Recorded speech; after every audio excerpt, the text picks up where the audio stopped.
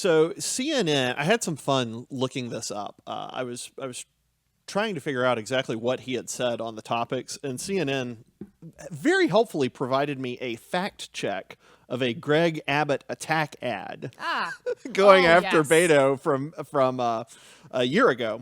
And the fact check is super because they list all of the claims Abbott's ad made, and then they try to subvert them, but they actually end up substantiating them, essentially. So the first thing they point out is, and you saw it in there, Beto, it is true, Beto did not call for universal defunding of police. What he called for was defunding and dismantling the Minneapolis Police Department.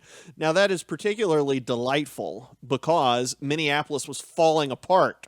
It was a war zone. Unbelievably dangerous war zone. Gosh, I can't remember. I interviewed somebody for a job from there. The person was interested in coming down here and working, and I was asking her some questions. And I mean, Minneapolis, the riots, all of that, it dominated every part of our conversation. It was such a scarring experience for him.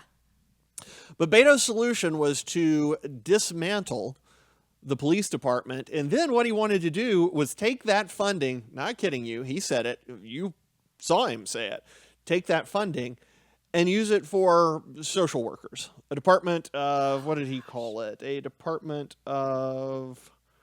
it's in here somewhere. I'm not seeing it. A department of something ridiculous. So that's an unbelievably stupid idea.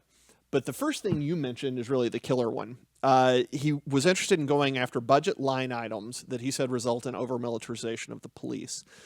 Now, when you hear that, that's entry teams, that's SWAT teams, that's ballistic shields, that's sappy plate hard armor, the kind of armor that stops 5.56 rounds.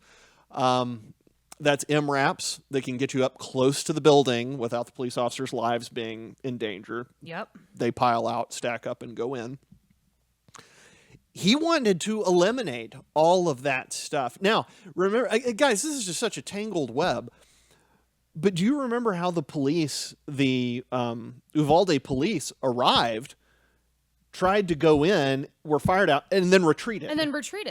Yeah. Exactly. Yeah. So the equipment that actually what they would call militarized police use actually would have allowed them to go in. Now, they should have gone in anyway, but they could have had better equipment. Absolutely. Beto did not want them having better equipment. He doesn't want the police forces having this. Think of how short-sighted. So anyway...